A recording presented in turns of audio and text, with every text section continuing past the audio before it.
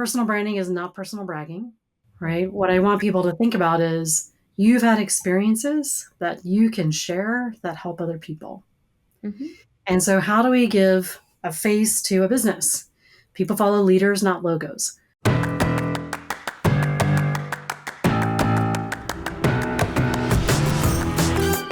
Welcome to the Marketing Expedition Podcast, an auditory journey through the latest in marketing, branding, and advertising. Now, here's your Marketing Expedition guide, Ray Allen. On this episode of the Marketing Expedition Podcast, I get to speak with Jen Dalton, and she is the founder and CEO of BrandMirror, an award-winning personal branding and reputation strategy firm based in Fairfax, Virginia. With over 20 years of experience in brand and business strategy, Jen empowers executives, entrepreneurs, and professionals to clarify and amplify their unique value, increased visibility, and build thought leadership in their industries. Jen is currently operating as Chief Marketing Officer for Madilyn James, and as a certified master personal brand strategist, author, and international speaker, Jen works with Fortune 500 companies, national associations, and clients of all sizes to design tailored strategies for brand positioning, digital presence, and leadership development. She's the author of The Intentional Entrepreneur in 2016, Listen in 2020, and contributed chapters to Mastering the Corporate Chess Game in December of 2025, and Speak Your Way to Sales in also December 2025. Jen serves on the Georgetown Entrepreneurship Advisory Board, is an approved Vistage keynote speaker, and actively supports various business and nonprofit groups in the Washington, D.C. area. She's also an adjunct professor at Georgetown University, teaching Entrepreneurship 101 to the veterans participating in the Dog Tag Foundation. Known for her pragmatic, actionable guidance, Jen is passionate about empowering individuals and organizations to stand out, craft compelling messages, and drive impact through intentional branding. And we are going to talk about all kinds of fun things, storytelling, how she got to where she is, and personal branding, company branding, all the things. So stay tuned for that. But now it's time for your Marketing Essentials moment, the basics that you need to help you continue to build your brand and your bottom line. Today, I wanted to share about color theory, the power of color in branding. And if you are thinking about creating a business or a brand or something that you're going to design or a website or any of the things that might include colors as a selection for your look and feel, we want to remember that certain colors evoke certain emotions, right? And so when it comes to building a memorable brand, your color palette is more than just a visual choice. It's really a strategic tool. Color theory will teach us that colors evoke those emotions, influence perceptions, and can even drive action. So think about when fast food restaurants have red. Red can evoke hunger, right? It can also signal excitement or urgency, where blue can convey trust and professionalism. And of course, the right color combinations helps your brand stand out and creates a consistent look and feel across all your touch points, making sure that everything is consistent and not derailed. And we just had a client that we just created a marketing audit for and reviewed all of their social media, their website, their printed materials, their vans that they drive. I mean, all the things, right? And there was some inconsistencies across the various different platforms, and they had started using black in just one of their social media profiles or one of their channels. And it really stood out kind of like a sore thumb because that was not even in their brand standards. It wasn't in their guides, and it was on their header. It just was not consistent with everything. And it sort of just, in their brand represents cleanliness and an image not necessarily represented with black. So it was really interesting to understand how much of a difference it can really be, and can make it stark and, not represent that cleanliness that we want. So when choosing a color palette, just think about it. Not only makes your brand instantly recognizable, but it also sets the tone for your messaging. So whether you're launching that new logo or designing that website or creating those social media graphics, sticking to the brand standards and the color guides and the color palette that's intended to go together. And some of them will be contrasting colors so that you can use them together, right? Can really help reinforce your identity and keep that consistent message and feel with every impression. So think about some of the colors that you could potentially utilize in your branding and what you want the emotion to portray. So red could be that exciting, passionate urgency, of course, hunger. Because if you think about McDonald's and Wendy's and, all the different fast food restaurants, KFC, they have red in them. Now, Taco Bell, they want you to think outside the bun, so they have purple, right? Which is coincidentally a combination of red and blue, which is purple. So anyway, blue is the signifier for trust, calm, professionalism, security, and it often coincides with brands like banks or tech companies or health companies, those types of things like Blue Cross Blue Shield. Facebook has blue in their logo, right? Because it's supposed to feel reliable and soothing. Why Wells Fargo has red in their logo, I don't understand that, because red in a financial institution is not always going to be a good thing, right? Because you're going in the red. Anyway, somebody might share that with them. Yellow, the emotion is optimism, energy, warmth, happiness. And you can, think about McDonald's. It does have red and yellow in it. And then, of course, Snapchat uses yellow to create that friendly, inviting vibe. Green. So we recently rebranded a accounting firm and wanted it to be kind of more modern so that they could recruit talent that was, in, the next generation. And green can signify growth, health, freshness, and prosperity. And so common uses are in eco-friendly or wellness or financial brands, like that accounting firm, Ripley Dorn, that we rebranded for them and made it in giving it kind of that emerald, sort of somewhat regal, prosperous feeling that you want when you go to your accountant, right? So green can help evoke those emotions. Orange, of course, one of our favorite colors now with Peppershock, because we moved from red with a red pepper for Peppershock to orange for a brand refresh. When we moved to a new location back in the time when we did this, we wanted that, and it invokes creativity, enthusiasm, adventure, and sometimes even affordability. And it's seen in brands like Nickelodeon and Home Depot. Orange is energetic and friendly, and it's making a name or an appearance of approachable and fun. And of course, that's what we want, right? Fun is one of our core values. And then purple is luxury, creativity, wisdom, spirituality. Purple also can represent team building because red and blue together create purple. And so it signifies the colors that come together to collaborate. So brands used by purple could be Hallmark or Cadbury eggs to evoke a sense of quality and imagination. Black can represent sophistication, elegance, authority, power. Fashion and luxury brands like Chanel and Nike use black for a sleek, timeless look. White can signify the emotions simplicity, cleanliness, purity. And tech and health brands like Apple and Dove use white to convey a fresh, modern, and uncluttered feeling.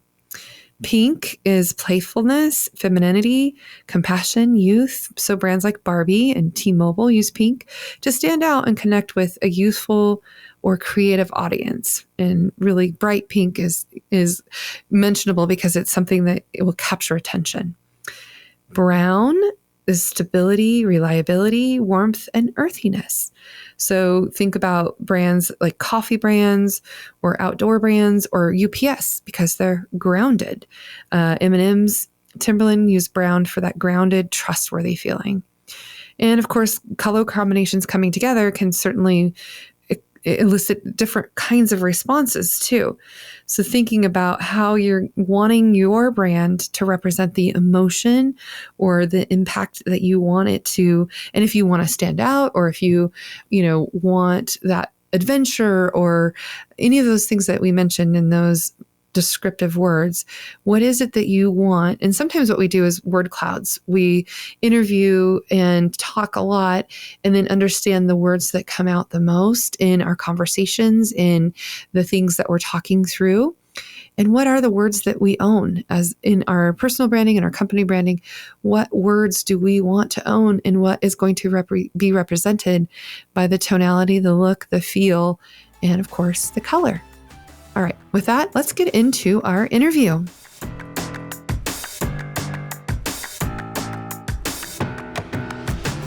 Welcome to the Marketing Expedition podcast. I'm your host, Ray Allen. I'm the president and CEO of Peppershock Media and the founder of the Marketing Expedition community. And today's guest, we have Jen Dalton, and Jen is the CEO of BrandMirror. Welcome to the show, Jen. Thank you, Ray. I'm so excited to be here. Excellent. So one thing I always like to do is start off with just sharing a little bit more about you and your journey and the things that you did to get to where you are now. Such a long story. However, I'll pull out a few highlights that I think might be helpful. So I actually grew up in Georgia. Currently, I live outside of DC, and I grew up in an entrepreneurial household. My parents were entrepreneurs, and so I grew up early on experiencing. They had a women's shoe store, by the way, which is amazing. That certainly shaded me for the rest of my life. Like, shoes have a different meaning now, in a great way, but they don't come as easily as if your parents owned the store. Right. So, I think as an entrepreneur, a lot of people question, how do you become an entrepreneur? What does that look like? And for me, I spent about 10 years in the corporate world, and I decided on my 10-year mark, that was sort of the, take my head out of the sand, look around and figure out, what do I want to do next?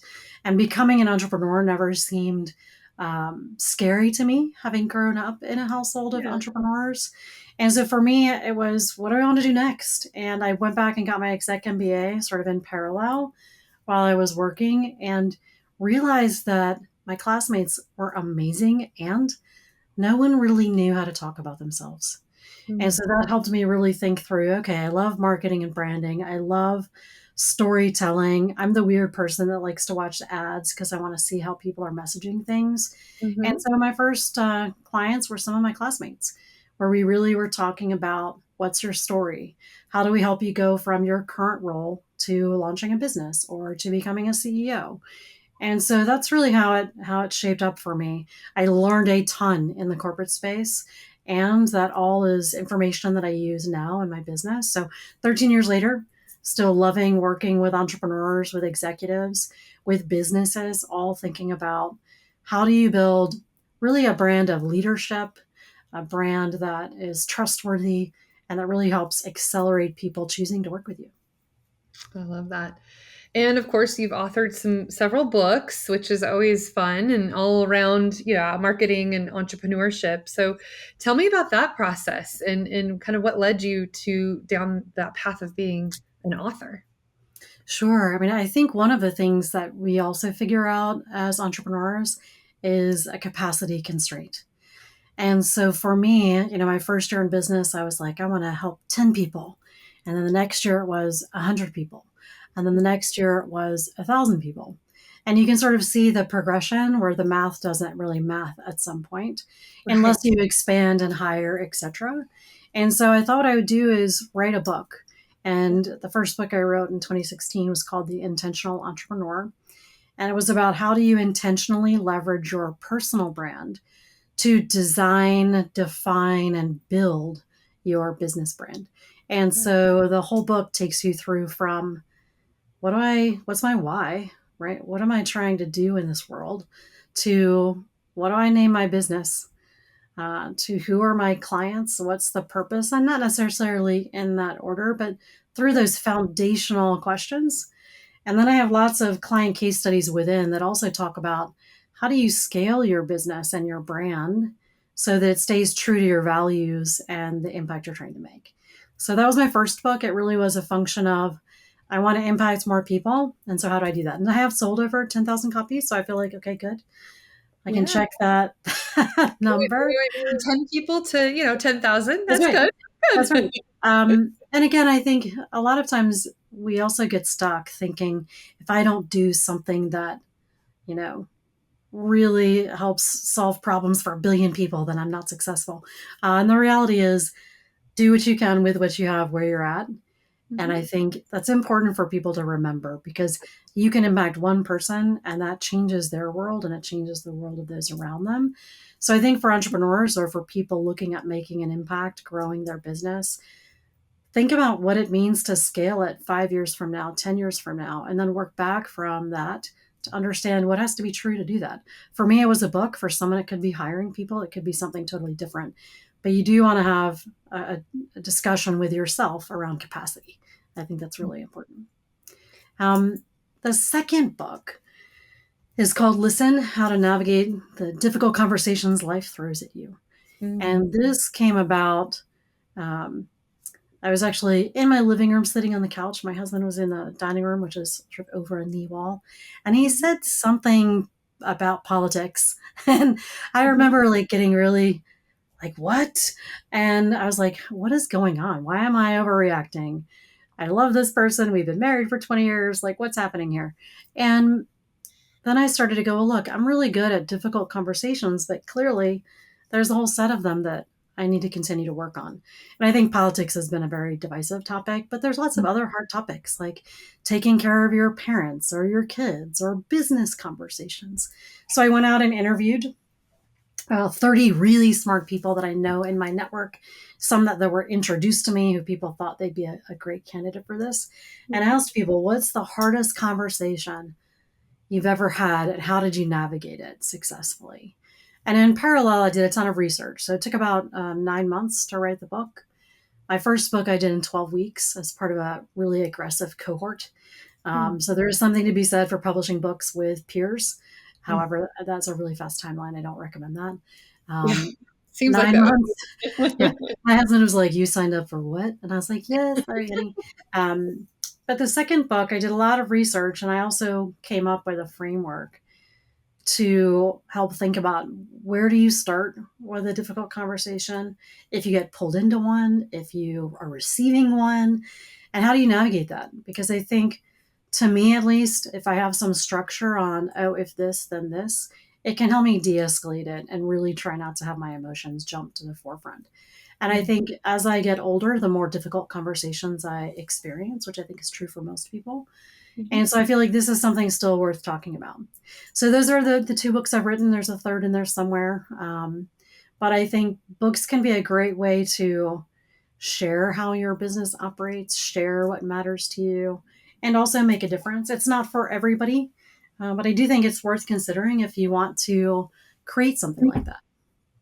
I think it's definitely very admirable for having done one in 12 weeks, I would say. It's amazing.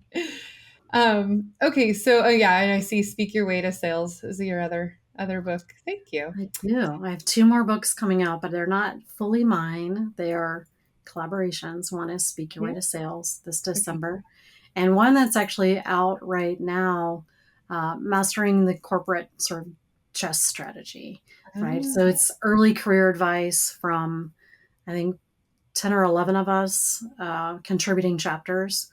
It's being published through the Georgetown Publishing. So I'm very proud of that one. I think another way to do a book would be to contribute a chapter. It is still challenging, but it is not as challenging as writing a full book. Oh, that's true. Collaborative efforts. Yeah. Many hands make light work, right? That's right. That's right. Yes. Awesome. So, Jen, tell me about a time that when you switched away from corporate and you helped some of your clients out. I just love when people share some success stories from the efforts that they put forth in working with their clients. And let's go on that marketing journey. Tell me about a time that you did that. Absolutely. One of my favorite examples, because I think we have to remember too that sometimes things are happenstance, right? There's something that just coincidentally is nearby, and if you grab onto it, you can make something from it. A friend of mine, Rachel, who years ago, I got introduced to her and they were like, hey, she's trying to do some cool stuff. Why don't you guys have lunch? And I met with her and ended up helping her apply to Presidential Leadership Scholars Program, which is a program that was jointly designed by Bill Clinton and Bush. And it was the first cohort and really helped her think through her story, her why, updated her application and her LinkedIn. And although it's a small sort of project, she did get accepted into that. It was a 6-month program that went to all of the presidential libraries, helped her think about her nonprofit and how to understand the impact of business and policy and the intersection of both. And so even though that was a small engagement, really meaningful, right? And so not all things have to, again, be glamorous and crazy and millions of dollars. Another example, a client of mine called Career Scope, they created a lot of career tests and programs that work to help identify what's actually the right career for you. And the way they go about it is looking at not only what are your strengths, but what are you good at learning quickly? So if you were to pivot or upskill, what are some of those skills that you inherently have that you should capitalize on? And one of their segments that they pursue is people exiting the corrections area and coming back into the workforce. And it just so happened the Washington Business Journal had released an article, front page, a couple of years ago talking about this. And so all I did was write not a counter article, but write a complimentary post on LinkedIn, tagged the author of that article, tagged the publication, and that immediately resulted in a follow-up where we ended up getting a big article in the Washington Business Journal in January.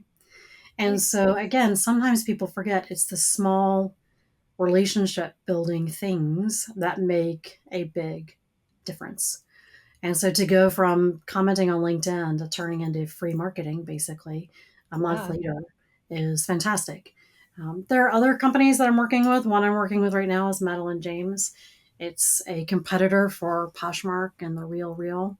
That's a much bigger opportunity in the sense that you're going into an industry that has a lot of players, and yet there's always room for disruption. There's always room for doing something better than a current company.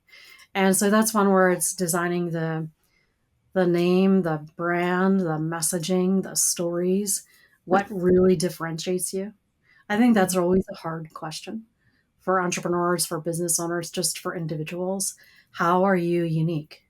Because sometimes it's really hard to describe and define that, and yet it is extremely important to make it very clear to your audience why they should choose you.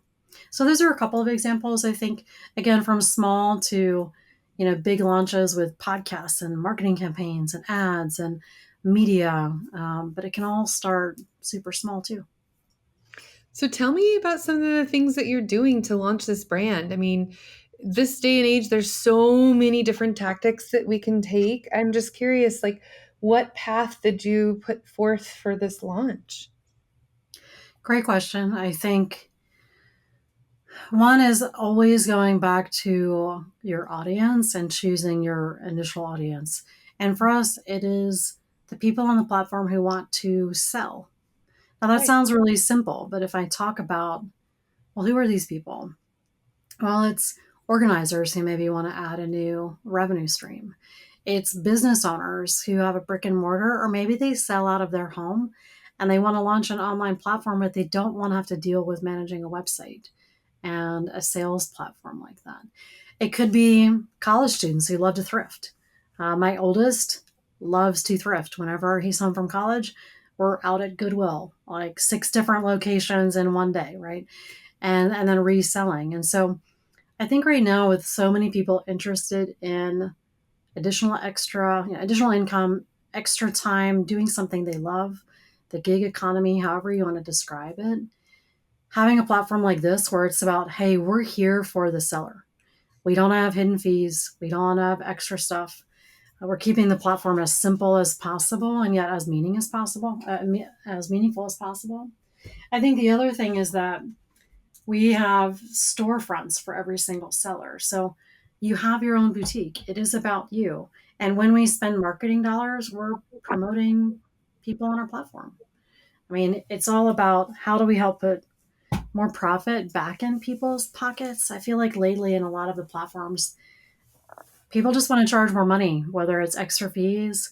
I feel like everything I do now is a membership site or membership, fee structure, and there's nothing wrong with that. However, it does seem to be the focus of the day. Part of me wants to get back to let's just do good old fashioned business, keep it clean, keep it simple, and get back to helping the business owners.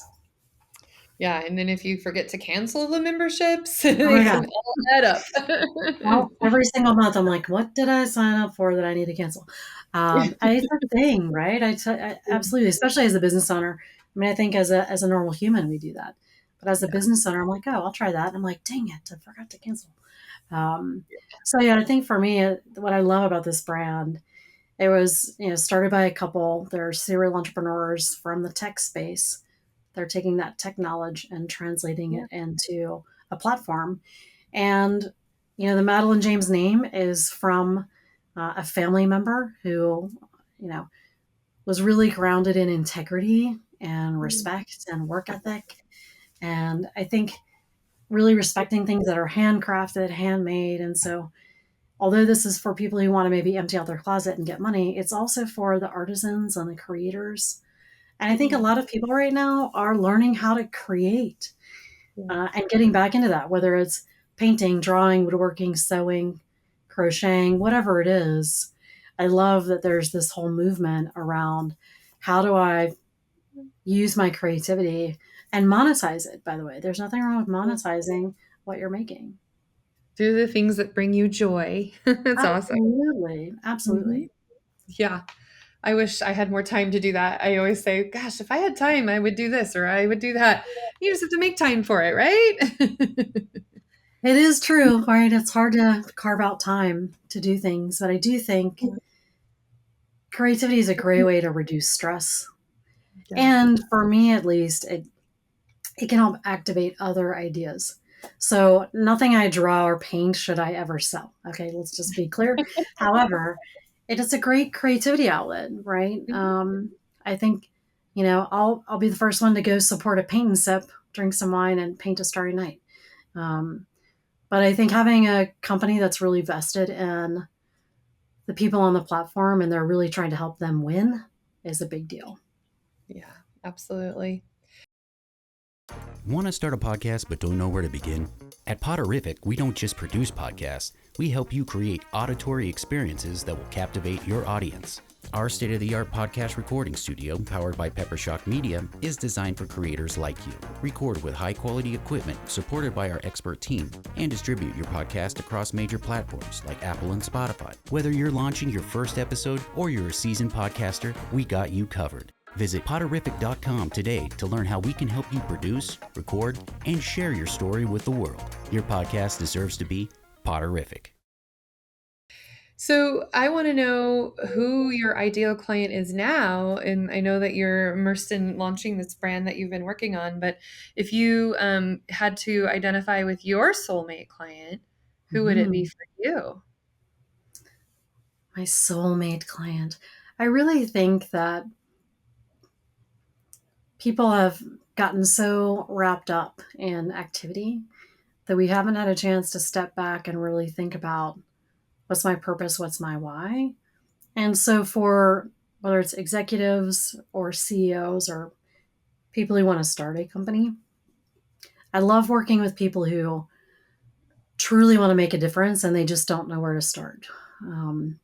I teach Entrepreneurship 101 at Georgetown for Dog Tag. It's one of their veterans programs to help veterans or veterans family members launch a business. And it brings me, to your point, so much joy just to be a resource and help people navigate starting something. And so for me, I love helping people realize their story and that it matters. I think many people undervalue their skills and they might go, well, what's unique about that?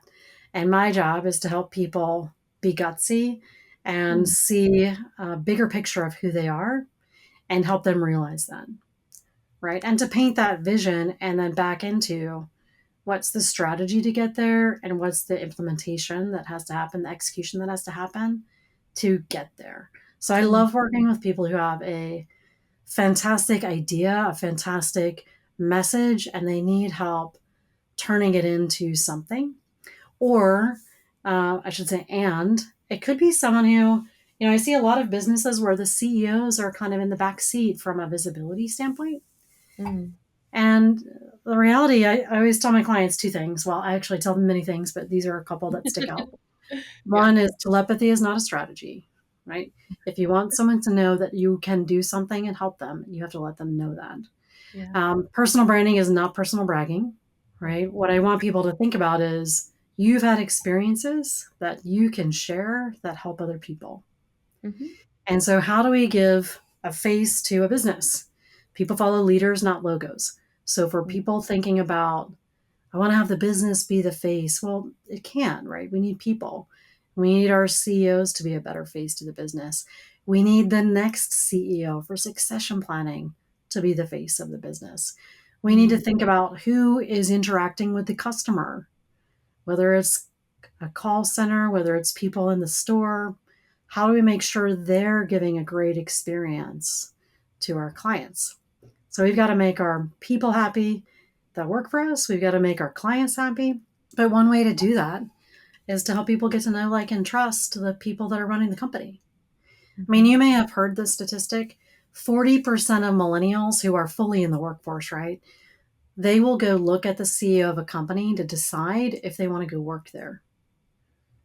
So it's a really big deal now for leaders to be clear on, here's how I lead, here's who I am, here's the values I lead with, because people will decide where they want to go based on that.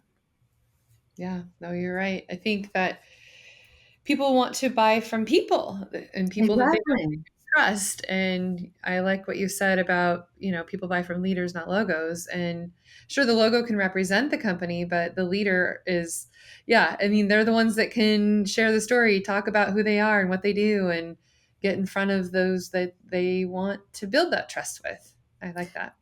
Absolutely. Well, and this week I was talking with a client. It's a smaller company, 60 people.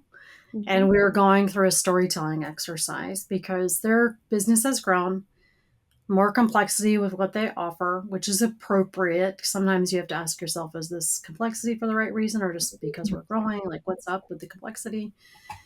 But we also have the introduction of AI, right? And we were talking about, look, AI might make some things easier, and it will never replace a human connection with a client. Right. Right. We can't automate our way into a relationship. Otherwise it might be pretty fake, right? Yeah, it's not going to be genuine. I mean, I love going to a restaurant and knowing the business owner. I love who I call when I want to give someone a gift. Debbie Myers, her company has a virtual art, because she picks the best gifts. Like to your point, I know these people and trust them. And it makes it easier for me to refer to them. It makes it easier for me to call them up. They're top of mind. And so whether you're a one-person shop or a 100,000 person company, you have to think about who is managing the day-to-day interaction with our clients, because we do want to protect that. That doesn't mean you can't automate things. However, I do think every company needs to look at what's the customer journey, what are all the touch points that really matter to our brand and the customer experience, and not lose those. What do you think is our biggest challenge as marketers right now that we're faced with, that you're faced with your clients? Like, what are some challenges and maybe some opportunities because of those challenges that we're trying to get through and make things matter even more now? I talk a lot about creating noise breakers and not noise makers. And some people are like, but should we make noise? I'm like, no. We have plenty of noise. We don't need more noise, right? I think for some people, it's getting back into this idea of picking up the phone and calling someone and building a relationship like the old school way, because posting 1,000 times on social media is not going to have that same impact. I think getting out of your comfort zone and sharing stories that are genuine and meet people where they are is huge. And that means whether it's a big company, small company, getting comfortable with talking in front of the camera, right? Doing video. But I think it's really thinking through what does my audience, no kidding, need right now? Not what do I want to tell them. It's what do they want and need to hear right now, and how do I message something in that way? To me, it goes back to much more quality, not necessarily quantity. I think depending on your business model, right, you should have a blend of these things. I think some business owners, they need to create, experiences where it's, hey, let's get together for lunch. I want to meet with you and I want to introduce you to people.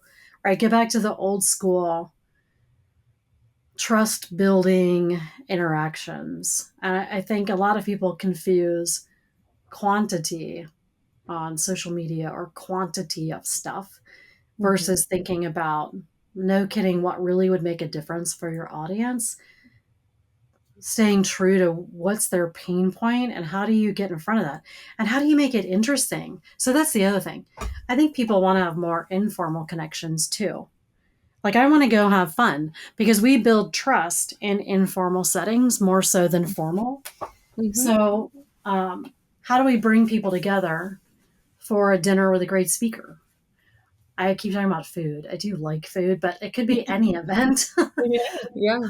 But I think getting back to building those relationships in formal and informal ways, and really sitting down and having a plan and thinking about what's the conversation I want to drive this month. And not for the sake of you as the business owner, but for the sake of where the audience is at. Because we have to flex based on our audience. Well, and people want the FaceTime, and not like the Apple FaceTime, but I mean like real, true eyeball to eyeball FaceTime where people communicate with each other in the same room. People like to be seen, valued, and heard. Even if you start doing customer focus groups just to get in front of people, even if you send written thank you notes to people, like these things that are high value. I was talking with somebody this week and they were like, well, if I want to do some business development with the government, the cap for that is $25. I can't get them anything more than $25. I said, fine. We can still buy one book for the most part for under $25. Like, next time you go to lunch with them, bring them a book, tell them why you got it for them because they like it or blah, blah, blah, or whatever it is. But like a meaningful connection is much better. And most businesses don't need 10,000 or a million clients. Most businesses need 50 to 500. Maybe it's only even 25 a year. It depends on your business. And so really think about, no kidding, what do I need? And starting with your current clients, reach out to them, do a holiday check-in. Hey, how's it going? Past clients that maybe haven't worked with you in a while, because they're the easiest. And I think most people probably know this. They're the easiest to reconvert and bring back in as far as business. It's much more expensive to get new people, right? But I think just be real honest with how many people do I really need that I can support really well and deliver value, and then build marketing campaigns that are really interesting around that. Yeah, I think that is so true, even more now than before. And what works now, may not work tomorrow. So you have to keep on top of what is going to continue to work and get to that audience that you want to strive to be in front of, for sure. Well, I don't know if you've heard this or not, but like, obviously we've talked tons about the experience economy in the last decade. I was hearing someone use the phrase nostalgia economy. Oh, And I was yeah. like, oh, that's true. Like anytime I see a transformer or something from my childhood, right? I'm like, ooh, yay, right? And so there's something to that too, where people decide with their emotions and with things that matter. And so how do you build that calculation in an intentional positive way? Not Yep. manipulation, right? But just an intentional way to go, how do I stand out and create an experience that's not just an experience, but really takes into account this person and includes that sort of nostalgia element. I love that. I can definitely relate to that too. I love posting about, in my case, Gen X, like Totally. memories from back in the day and, playing Pac-Man and who knows what, I know. I mean, do you have a favorite? Like, I definitely, like, when I see Gen X, I am Gen X. I'm like, Yeah. yes, right? Yeah. And maybe, I mean, Gen X is a very interesting target audience hmm depending on your business model. There's a ton of boomers. There's lots fewer Gen X. There's Yeah. more millennials than boomers. But if hmm you think about who needs help right now the most, it's Gen X. hmm Whether it's help taking care of your house or your kids or your parents or any of these things, because we're crunched. hmm We're right in the Right? middle. We are right in the middle. We are overwhelmed all the time. And so if you have a business model that can alleviate that, I think that's a big deal. Yeah, it's a really big deal for sure. Asking for a friend, asking for a friend. Yes. Yeah, yeah. That's right.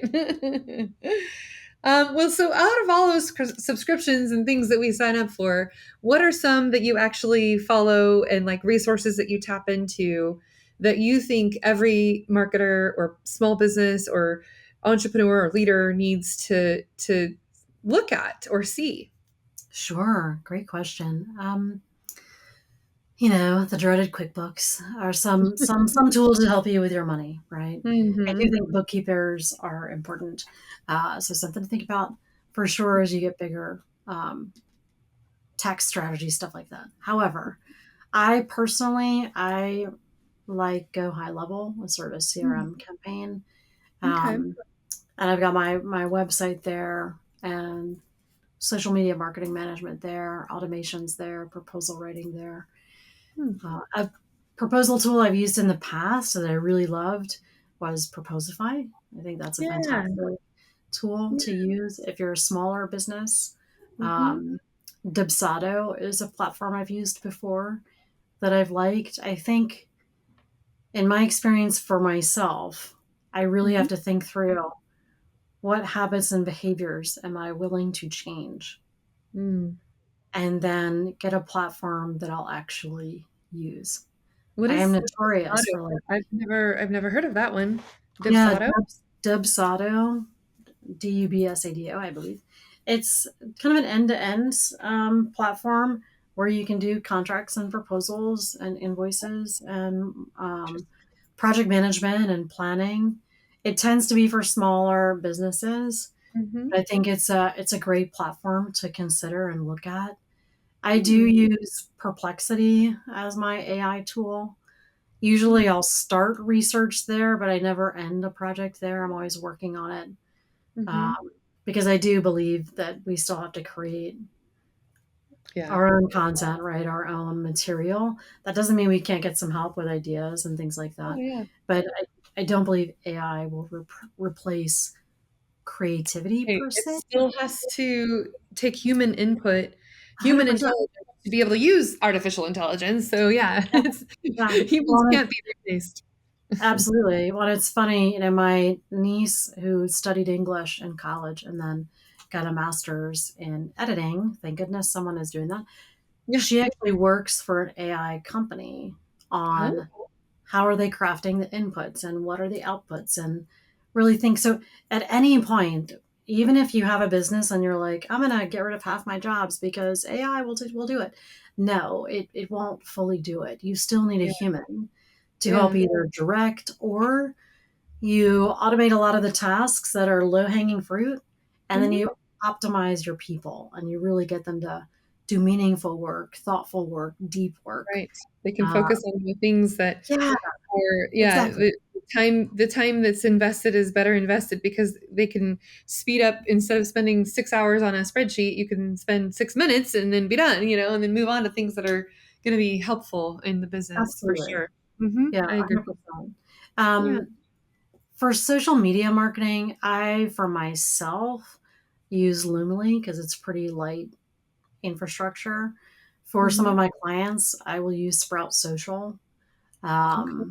Yeah. I really like Sprout Social because it does a great job of um, easy to map out, easy to use, easy to categorize things as campaigns. So one of the organizations I support is Georgetown as an Mm-hmm. alma mater. So I do a lot of volunteer work.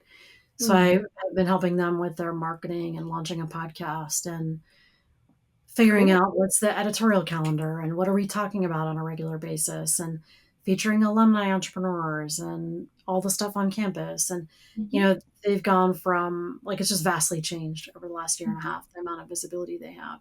And so I think, find the right tool based on Yeah. not only just where you're at, but where you want to be in 3 to 5 years, because it Well, could help you grow, right? And you don't want to mhm. just have to switch soon.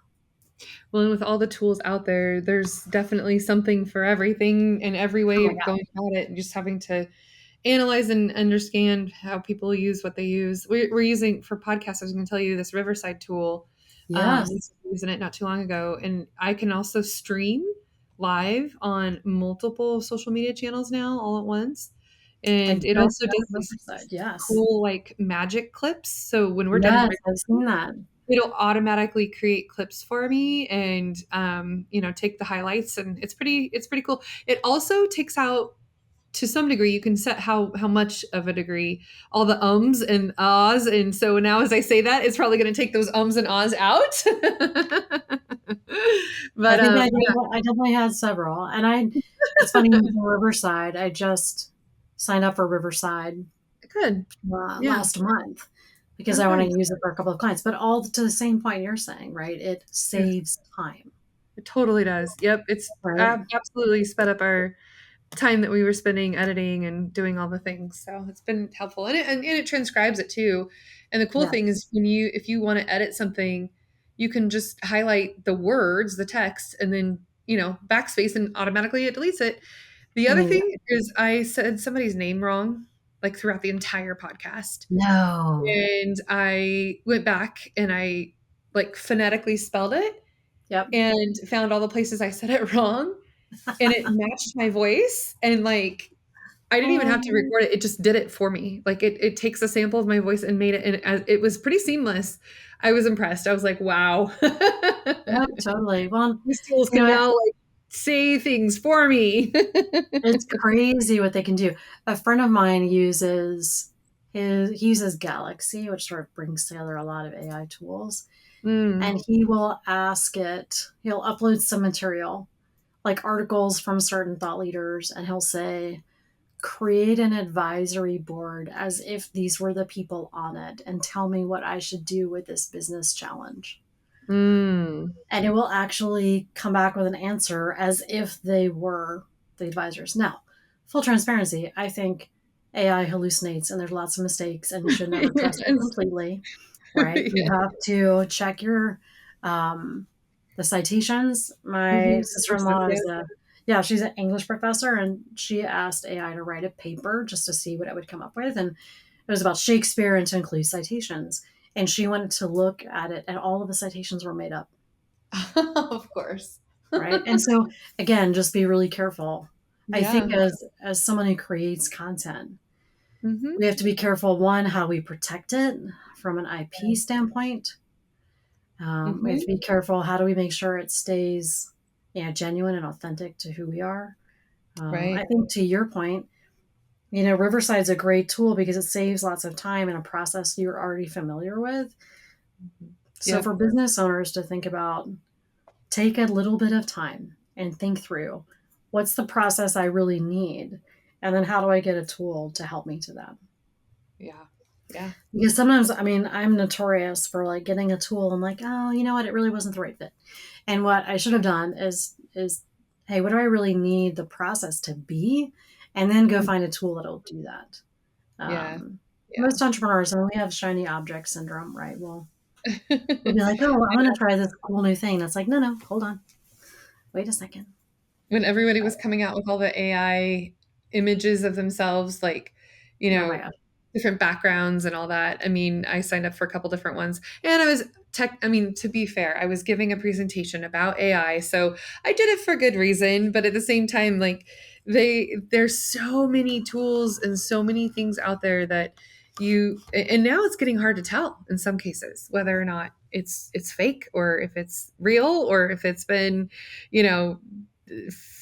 fake news or whatever, right? Or fakely created. So it's going to be interesting to see how things evolve and what people will tolerate, I think. Well, I think there's a fantastic photographer who I'm going to forget his name, but I will send it to you later for the notes. And he does amazing photography for National Geographic, and he's won all of these awards.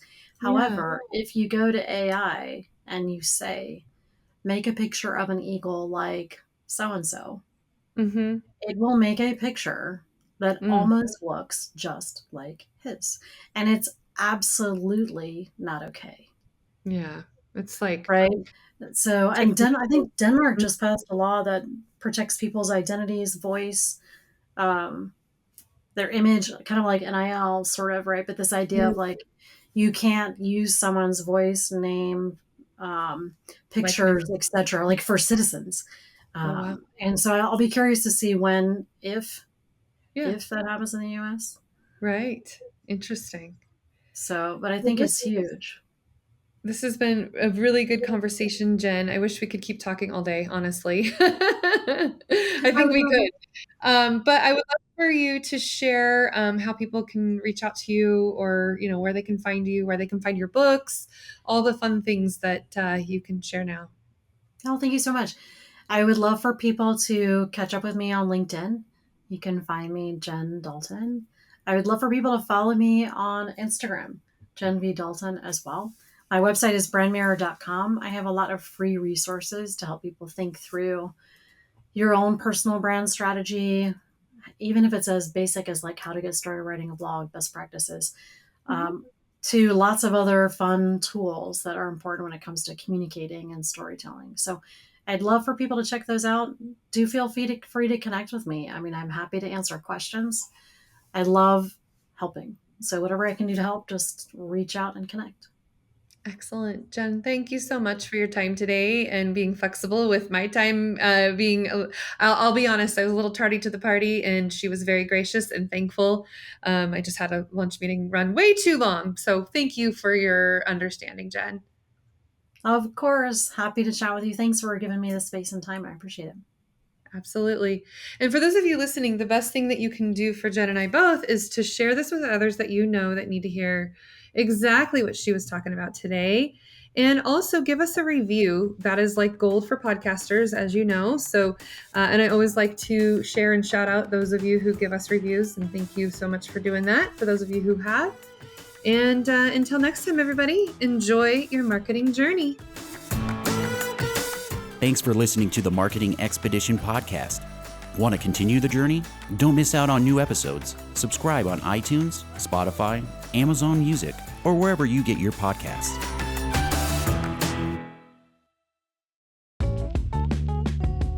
Wouldn't it be great if there was one place you can go to get all the latest information and tips about marketing and advertising? The Marketing Expedition community is that place. People like you gather in our online community to build relationships with others and find the latest marketing trends, tactics, tools, and technology. We help you build your brand and your bottom line. Start your adventure today. Visit themarketingexpedition.com to find out more.